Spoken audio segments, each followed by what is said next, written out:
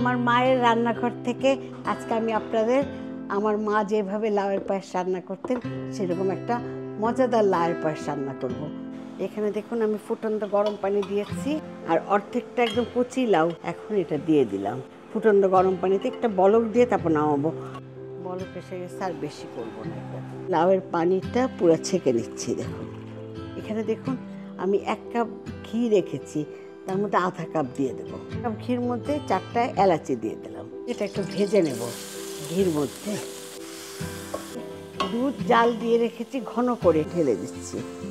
আমার মায়ের হাতের রান্নাঘরের এই যে লাউয়ের পায়েসটা দেখুন হয়ে গিয়েছে। এখন আমি এটা পরিবেশন করে দেখাবো।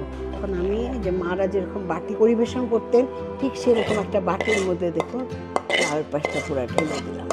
এখানে পেস্তা বাদাম কিশমিশ সব কিছু কুচি করে রেখেছি। এই লাউয়ের পায়েসের উপরে সব কিছু দিয়ে দিচ্ছি।